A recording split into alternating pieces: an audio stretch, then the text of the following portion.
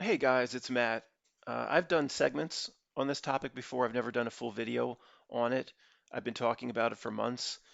And the idea is for any of these massive events that they've pulled off from the enormity of what they present through CNN about space, starting with, the right stuff, Mercury, Gemini, Apollo, through what Elon Musk is supposedly doing today to the 7-Eleven job application and everything in between. What is World War One? All this stuff they pulled off. The most fascinating thing in the world to me is who initially got the idea to do it. Who came up with the idea and how's it presented? I guess for the old-fashioned radio shows, like, yes, in the back, little George Soros, do you have an idea for us? Yeah, let's do this. Who these things? It's so mind-boggling. Who comes up with the idea and how is it presented? Now, to me, this is the most fascinating thing in the world, but it's sick because it had to come from somewhere, right? But it's also funny. You have to laugh at it, or you'll cry over it. I mean, we have to be able to laugh at this reality bizarro show. It really, it's so tragic. It shouldn't be laughed at. But what other choice do we have? So, guys, this is for people on a long drive that just, you know, I mean, we have this giant the country, parts of the country struggling to get a drop of rain, even though they're a massive system going through Philadelphia, hundreds of miles long, rain all day, potential flash flooding. Pam's friend, her and her whole hiking crew. I went over to help out for a bit too, drop some stuff off for her. But for the remnants of Ida, the water came up to the roof. So they're trying to save the house. She didn't have the right insurance. Mold is everywhere. It just, but other parts of the country can't even get a drop of rain. Anyway, so this is not for anybody that's going to be like, Matt, get to the point. Get to it. No, this is for somebody that is on a long drive and wants to just sit back and just, you know, gaze at the enormity of this bizarro reality show that couldn't possibly be real. And I'm not going to get to it. You want me to go to some? I ain't going to get to it. Get to the point. That ain't that. This ain't for you then. If you want to go 1.25 or 1.5 on this ain't for you, dude. Come back some other time then. So here we go. Let's just whether it be I just wrote some things down. World War One, all these bang events that started with Connecticut that were completely cooked up. What is space? The 7-Eleven job application, um, presidential ass in a nations. What is it? As an assassination is it's two asses in a nation. Put that well, put that word together probably. Are you saying that the word assassination was constructed some way to deliver some sort of, yeah, probably. Well, explain it then. I can't. I could just see two asses in a nation. It's an assassination. We could talk about Kennedy, RFK, all of these presentations. Every time we look at a presentation, it just really, which way does it go with us? Does it, when we spend a lot of time looking at it, does it turn out to be real, or does it break down as completely some sort of, has less believability than Archie and Jughead comic books? I mean, it usually goes that way, right? So let's just jump into it with, I've done this before, but I have no idea where this will go. Hopefully, we'll be able to get a lot of laughs out of this because, again, you got to laugh at it. But let's look at the 7-Eleven event in 2001. Okay, the most fascinating thing in the world to me is who came up with the idea to do that? Why? How is it presented? In what circles? Who came up with the idea? Who do you go? If you have an idea like that, where do you take it?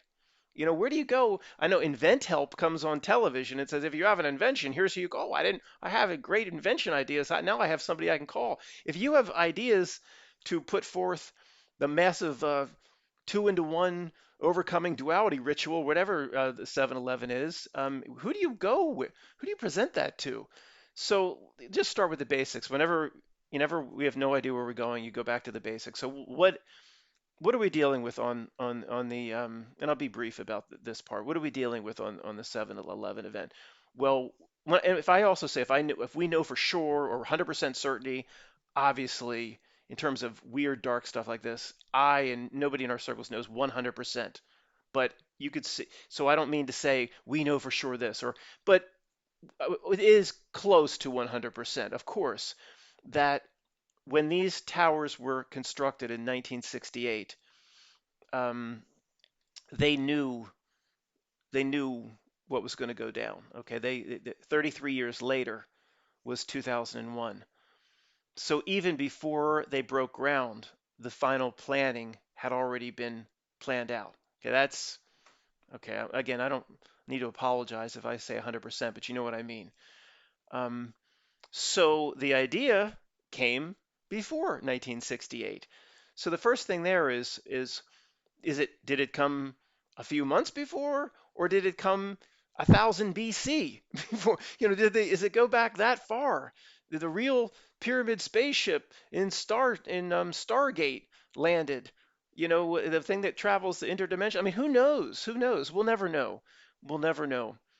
All I can say to anybody new here is the more we've looked into this, the more it looks like the evidence lines up on the side that the planning is a lot farther back than you can fathom.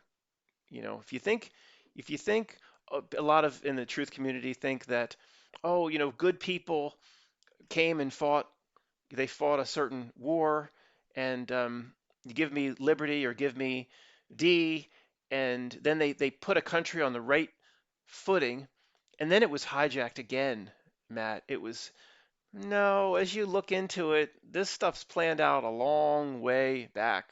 So we don't know for sure, and it doesn't really matter. So it's likely, I'm just saying all the evidence for people that have looked at it for 10 years points to the fact, it never points to the fact that, oh, all this is relatively recent. It doesn't point that way. Just letting anybody new know. If somebody came forth, it has probably been here hundreds of thousands of years. Nobody could argue that the evidence points. I don't want to say that because is that again as the truth community is used is that are we am I just did I just throw something out that helps them cement the history, the retrocausality history that they want?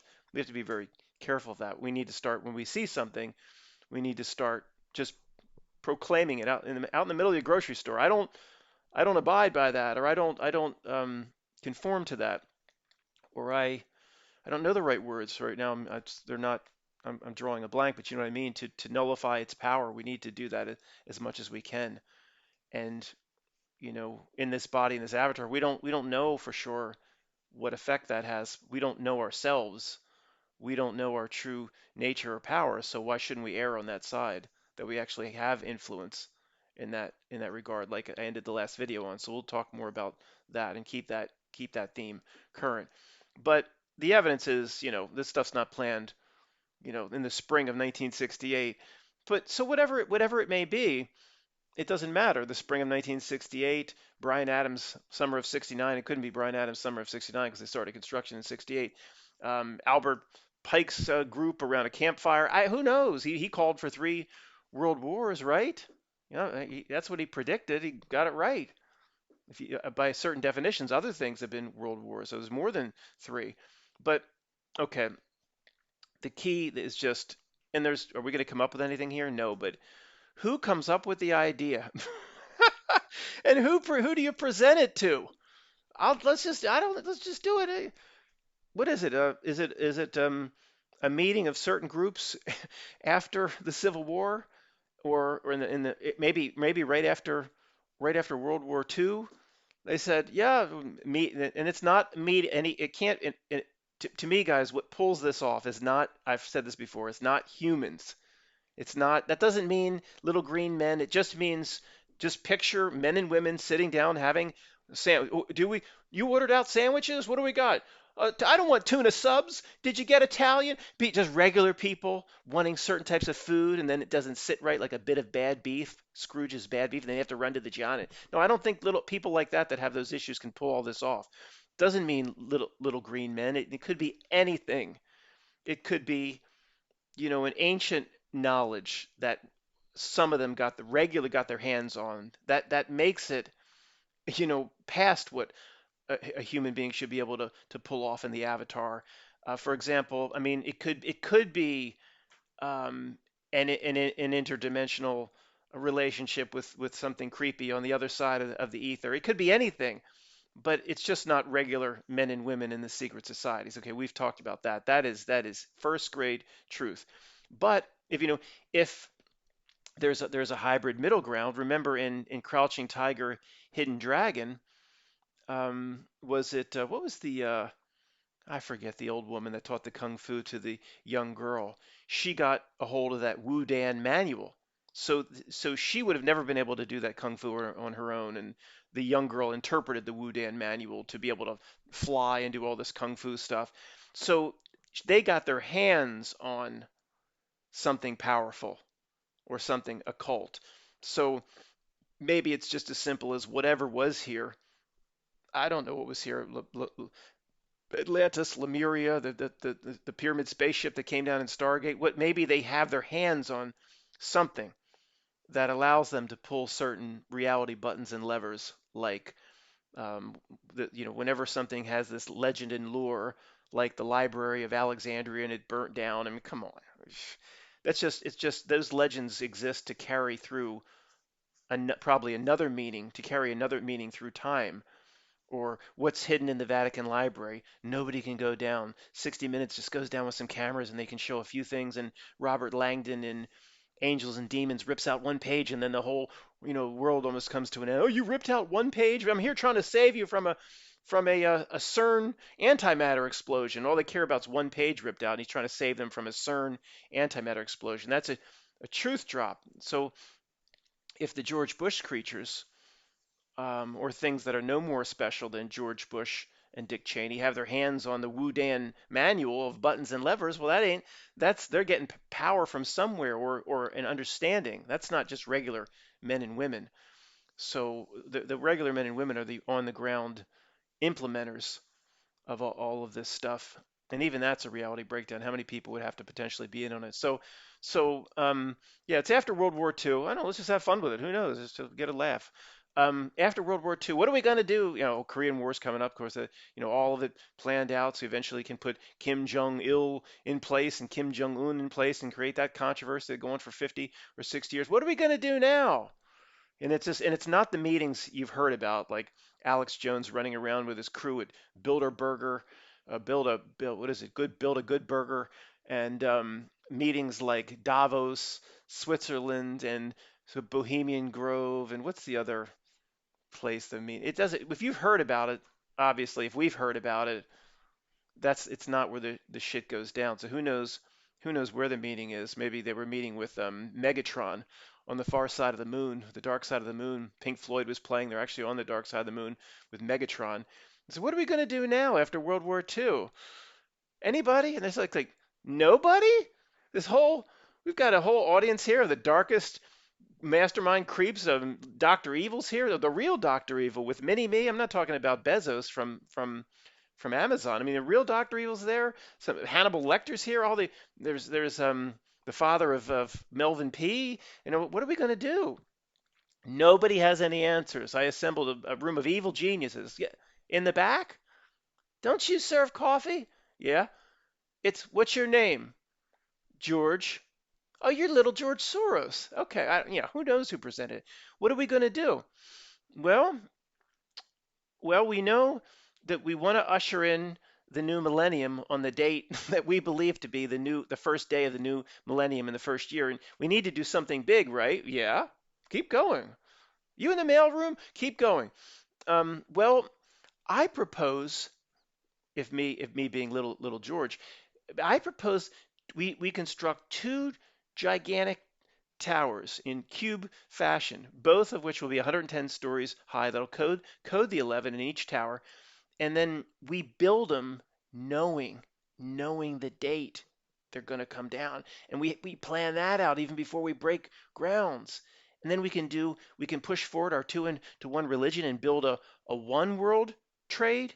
We can do that two into one, and then that'll actually bridge or extend our power, bridge to the next thing.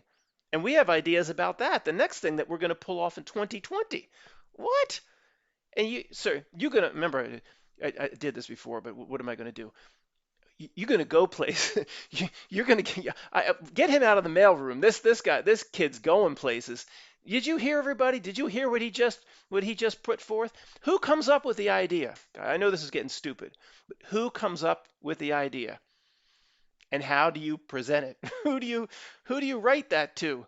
In my outside Philadelphia, send your pictures to dear old Captain Noah. And I think I used to watch Captain Noah. Right, it was right around or right before Captain Kangaroo, when I was like 5 or 6 or 7 in the 70s. And I think I sent my pictures in once to dear old Captain Noah. So maybe they have, maybe that's what, I was going to say, on the dark web, they have this submission form where if you have a great idea and you want to submit it to the Illuminati Control Center, care of the Chernobyl PO box, here's where you send it. It's like a suggestion box at the grocery store. How do you? Well, they didn't have the internet when they had all these ideas in the past, so that by itself, how any of these things gets off the ground, how the implementation even starts, is beyond a reality breakdown. No real world could pull this off. Um, in another meeting, it's a smaller meeting, like a Jekyll Island type thing, but 100 years before, maybe there's only 20 or 30 creeps or 40 creeps. Never can say two after three anymore, because that's 2 divided by 3 is a 666. So I'm dropping some sort of code. You always have to add an extra number. you know, it's just a big long cherry wood table, and 150 years ago, I said, well, Civil War, okay, that did what them saying them saying that did what we wanted it to do. But what are we going to do next? Well, see, yeah, you also in the back. You relatives with Abe Lincoln? You look like no. Okay. Where's Abe, by the way? He should be in attendance in this meeting. He's got a meeting in D.C. Okay. Well, you want to do the civil? You're saying the Civil War had limitations. It was just regionalized or localized bloodshed, hundreds of thousands. A month dead just regionally, just one country. And you're saying what? That's not good enough? We can get more blood sacrificed than the Civil War? Look who's this guy? Stand up and address everybody here. We can get more blood sacrifice than just the Civil War. You you want to do a what? A world war? What? How are we going to do that? Who's this guy? Who's this guy? You be very careful with your next words, sir, because you're going to be back in the mailroom. You We can do a world war because he's telling us we'll have all sorts of media in place. We'll have things called massive circulations of newspaper, and the radio will be this thing he's talking about called radio is coming, and we'll be able to actually propagate our lies and our propaganda worldwide. What? We can do that? We can propagate our lies and our propaganda worldwide? Yeah. So well, okay, we're gonna get a bunch of different countries fighting, and how are we gonna get the United States? Is all of our plans revolve around the United States over about 250, 300 years. How they're gonna send their soldiers overseas in ships to go fight in Europe? Okay, keep going. And then, well, in order to get the United States to send thousands of soldiers and soldiers coming from all over the world to fight in what? European trenches? Who would do that? Like, why would anybody? How are we going to get people that mad, and that the country is that mad and that upset and that worked up to go do this? We're going to fake Archduke Arch Archduke Ferdinand's death? Well, why would anybody? Let's just say it goes down like you say, and the anarchists go after this Archduke Ferdinand. Yeah, yeah, I've heard of him. Austria-Hungary. I've heard of him. He's been to some of our meetings before. But let's just say our plot goes as planned and we can wing this guy. Should we really wing him or should we fake it? We'll work that out later. Tell him, of course, we're going to fake it, but we might really do it. Well, why would all the world be interested in fighting a war over somebody that nobody probably liked? Well, that's a good point, and we're gonna have to see. Even the mock meeting guys, I don't know what they would say to that, because they would be like, yeah, it's a good point. Nobody liked the guy anyway. Why would a world go to war over it? So in terms of that's never really been clear to me how they bridged that gap and got and with World War II, of course, it's crystal clear how they got everybody involved, and it would be they had it implanted in everybody's minds, of course, for World War II, just like the man in the high castle, that if we don't do this, you're going to look out your window, and it'll be, there'll be the swast the swasti or the rising sun flags will be up and down your local main street. They'll take over everything. They have to be stopped. I mean, the propaganda message for World War II, was made sense. But for World War One, I have no idea how they got. I don't know if they were talking about German aggression. Maybe people can put it in the comments. The winging of an archduke nobody's heard of and nobody liked to fight a world war. How did and I think there wasn't. I was going to say, how did they get even the United States people to go along with it? Whatever methods of download they have now for this thing probably didn't exist then. I don't know, but is that all it takes? The white feather girls? Is that they had the white feather girls in London? And for those that don't know, we've talked about that. For those that don't know what that is, these young women, from their propagandist perspective, as attractive as possible, would go up to men 20 years old, or no, much younger in some cases, 17 to 35 or 40, and they'd shove a white feather in their lapel or pocket or whatever, and that says you should be fighting in World War One, sir, not hiding out here in this town. Oh, hiding out here, putting food on everybody's table. How do you think the beef gets slaughtered? So you should be over fighting in the trenches. You're not patriotic. And of course, that white feather movement was completely cooked up by this system, by the not milk system, in a backroom meeting, just like the weird stuff we've been talking about. But I'm sure, again, it pulls it off with almost nobody being in on it, and I'm sure 99 point whatever percent of the young women running around putting in white feathers believed in what they were doing. But also, if anybody's screaming at me, I can hear you saying, Matt, they'll make it seem like armies of women were running around London shoving white feathers. That I'm sure it probably happened, you know, I want to say a few times, but a little bit. It probably happened, but I doubt every time a 25-year-old man went down, had some bad gout, didn't really make it into the army, went down to get some Quaker oats. Every time he left the house, some women were running after him trying to shove white feathers. Matt, they would make it seem like it was happening all the time. Of course, it probably didn't happen that much. But even if it happens a few times, then you can take that and you can run the propaganda story in the newspaper shaming men to eventually sign up and go fight in the trenches. Um, when you talk this long, there's usually one or two times where I completely lose my train of thought. So, World War, I'll just go back. Whenever you lose your train, just go back to where you remember. I always struggle. How did they get, maybe this is related, how did they get everybody in the United States and other countries invigorated to go fight a world war over nothing? When people just say, well, they well, we're not interested in the fact that they winged the Archduke Ferdinand. The fact that if somebody's yelling at me, I can hear you saying, Matt, it was because other countries were now involved. France and supposedly United States allies were involved. And then they probably pushed, again, German aggression. That's just go to the same playbook over and over again. German aggression, German aggression. We can actually play that again someday. Yeah, German aggression, German aggression. They have to repeat the same thing over and over again. Russians hacked the election. Russians hacked the election. Russians hacked the election. Russians hacked the election. Russians hacked the election. That's what I guess they just did German aggression back then.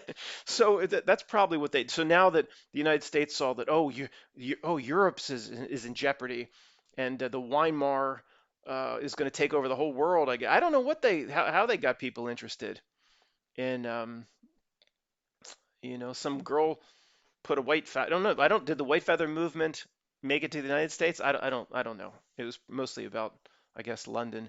Some girl puts a white feather in my pocket, or thank you. Oh, thank you. Maybe I can write with this. I don't know. Do something with. Thank you very much. Do you have another? Thank you, sir. Can I have another? Um, I don't know, but it's just fascinating to think of how this stuff went down. So just we don't have to do that sort of exercise again. But in terms of similar type bizarro reality breakdowns, would be the next one on the list would be, what is space? The whole space race, sending of rockets, sending of people, the moon, trips to see Megatron on the dark side of the moon, Apollo, Mercury, Gemini, what Elon Musk presents now, the ISS. I mean, if any part of what we in this community present is accurate, then none of it exists. Okay, none of it. Like, well, Matt, maybe, and this is, look, who knows where the line's drawn, but my line, or I've pushed the sliding scale all the way down, where I don't think nobody goes nowhere. Okay, I don't think, I think, okay, maybe, Bezos can go up in his hot water heater to like 100,000 feet. I don't think he went. No, I don't think the CEO of Amazon went up anywhere. Of course, no, I don't. But did somebody's body double get into something that could go up to 100? That's no big deal to send some water heater up 100,000 feet and then the pod pops off and floats down with a parachute. Oh, great! They had that technology in 1935. I mean, that's so and people like yeah, clapping like it. What are you clapping and so excited about? They had that technology in 1935 and it's 2021. I mean, what are people getting so excited about over nothing? If that doesn't prove the download, what does? So, who presented that when somebody had in a meeting, a similar type meeting that we talked about, saying, well, we can remember in what we present here, we have to be able to harvest an awful lot of energy and loosh. And somebody else has an idea. Yeah, yes, General Zod. I finally got an idea from one of the main uh, Prime Council members here. Not people, people from the mailroom keep having to give us ideas. Yes, General Zod. Um, you want to put forth an entire like 80 or 90-year space race where we're gonna tell everybody that we're gonna send people up and they're gonna do all sorts of things in outer space and the moon, and is that what you're saying, General Zod? But you do know, General Zod, I mean, you have more Black Ops intelligence access than I do. You do know nobody can go anywhere, right? Yeah, okay, he's saying of course he knows nobody can go anywhere. You're saying what? We fake it? We fake the whole thing? Excuse me. How are we going to do that for 7 or 8 decades? Fake the whole thing? He's assuring us, people, we can do it. And start with Mercury, Gemini, Apollo. See, it's classified. The papers won't be able to get in to see anything, and the papers that do, we control. The news media won't get in to really see anything, and those that do, we control. And this is pretty easy. We just simply film it with an old black and white camera. Nixon makes a phone call, and for many, many, many years, everybody just believes every bit of it. That's easy. The back end becomes a little bit harder when it starts getting into 2010, 2020, pushing 2030, and nobody's been back. And what do you? So General Zod here is proposing that we just basically distract people with a new destination, Mars. See, we just make the moon seem like old hat. Oh, we did that in '69. Anybody can go back there, but we lost all the technology and can't. But that's just that obviously that Don Pettit stuff. I mean, for anybody new here, 30 seconds, guys. Nobody slips, of course. No, if Don Pettit said that, it's exactly what his controllers told him to say. If a astronaut said we can't go past the Kuiper chastity belt because of radiation, he didn't slip. It's what he was told to say. If Buzzed Aldrin said something, a Buzzed Cauldron said something and slipped here and there, that's his clown show role. He's saying exactly what he's told to say. And that's another video, why they have to give it away, why they put things so we notice, so we do their bidding in the truth community more than not. That's for another video. So So we just we'll seem like the moon's old hat, and we'll distract him with something. We'll bring this guy up named Elon Musk, and he'll distract him for 25 years that we're going to Mars. We'll do all sorts of movies, he's saying, that will cement the idea, of which I just watched recently, guys, The Right Stuff. And the two movies that cement everyone's belief, not that these movies were even necessary for the guy and the girl down the cul-de-sac to have their beliefs cemented in terms of who went where. They don't even need these movies. But if there was any doubt at all, anybody on the fence, we're not on the fence. I mean, we're clearly tuned off the radio station. But the movie The Right Stuff and Apollo 13, nothing. I mean, they're equal in terms of, if anybody just gets a little bit that, what this Matt guy's saying, or Matt's talking, he keeps talking to me at my Thanksgiving table. I'm second cousin to some wacko. He keeps saying things at Thanksgiving. Then I just saw The Right Stuff. I just saw Apollo 13. Cements everything. Those movies, especially if you haven't, I mean, we all know Apollo 13, but The Right Stuff, guys, the not nilk genius of that movie in terms of cementing the notion of what happened it is brilliant movie making. It really is. And for people and movie reviewers like the Critical Drinker, just had another video about why movies can't be made today, or what they're missing today. Just he's talking about basic setup. He's talking in his video, the Critical Drinker is talking about basic setup of what will happen later in the plot, laying the foundation early in the plot of what will come later.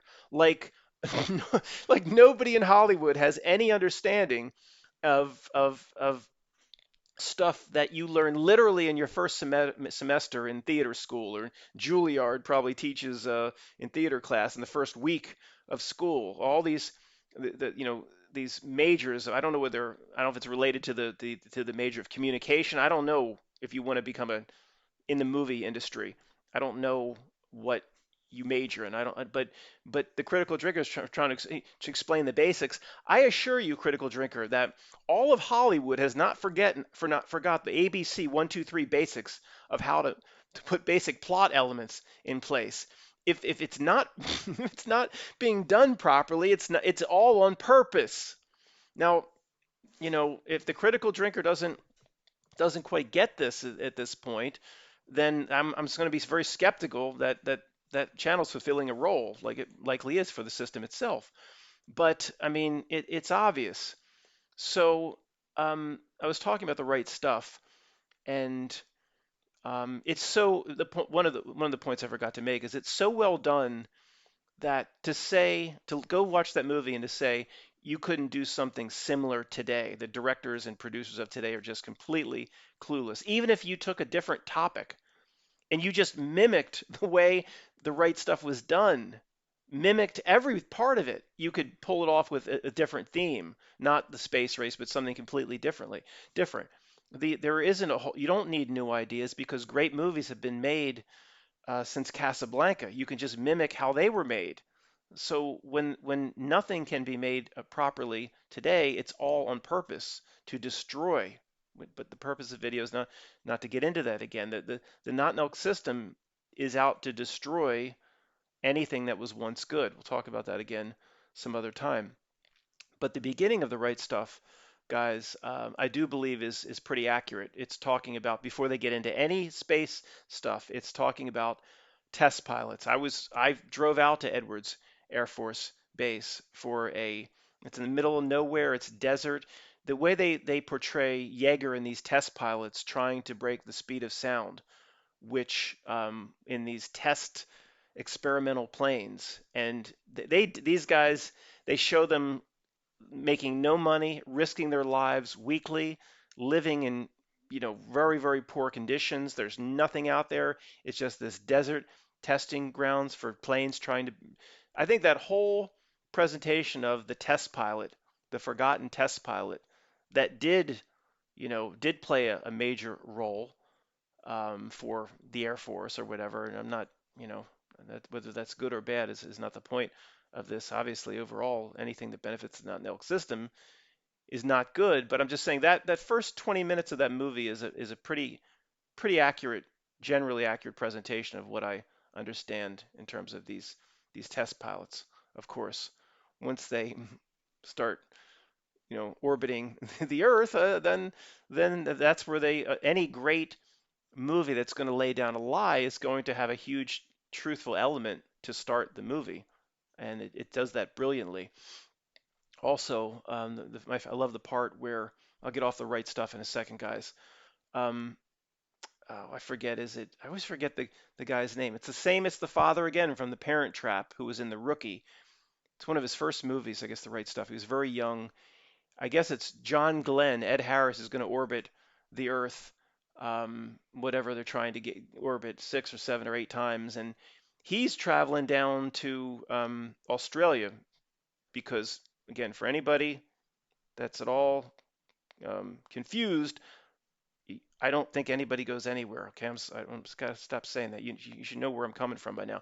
But he's going to talk to him on this dish as Ed Harris flies over. Neil Armstrong. No, Ed Harris is John Glenn. John Glenn flying over, and these Aborigine guys. It's a great best scene in the movie. These Aborigine guys are standing there, and they're like, just I don't know, it's all classic Australian Aborigine guys. I don't know any personally, but they're like, "Who are you?" I'm a spaceman. I'm an astronaut. Astronaut. What'd you do? Well, I'm gonna help him. I'm gonna talk to him as he flies overhead. Oh, you do that too? What? Yeah, you do that too? You travel in space? Or you? Not me, man. He's like, not me, man. But the old man up on the hill there, this old Aborigine, this huge beard. He's got this fire going or whatever. He's like, yeah, he know the moon, he know the stars, he know the Milky Way. He'll help you. He'll and they show the guy, and it's so believable. Like you just look at this ancient Aborigine guy. The movie was made in, I think, the late 80s. So this guy, this a real Aborigine, no doubt about it. He looks like he's 90 years old, just close enough into the past where it's like, yeah, yeah. So this guy does travel astrally. This guy does leave the body whenever he wants. Sends up these whatever, because I obviously don't think John Glenn, was flying around up there, but the part about, ooh, some thunder. The part about the Aborigine, um, he know the moon, he know the star, he know the Milky Way. He travels in space. He travels outside the body. And you see this guy, and you're like, yeah, these ancients, these ancients knew so much more than, we in this truth community, we dabble in trying to understand. I mean, go watch that scene in The Right Stuff. Guys like that, they know. Okay. He do know the moon, he do know the star and the Milky Way. If you don't know the scene, I'm talking about it too long. I love it because it's like, yeah, that guy knows everything. Basically knows everything there is to needs to know about his existence. Anyway, guys, I guess I should wrap this up. There's so many more. I talked about the presidential two asses in a nation, particularly RFK, JFK, the endless bang events that somehow they pulled off. Um, the different wars. I mean, it all could do the same exercise with each one. How did that go down? Who came up with the idea, and who do you go to implement that through? And the reality breakdown comes in each one very, very quickly. No groups of men and women could pull this stuff off time after time. And the bang events, if there was just that one event, you know, the Robin Williams and Dustin Hoffman started in that movie called Hook. If it was just that, and they plotted it out and planned every aspect of it for 15 or 20 years.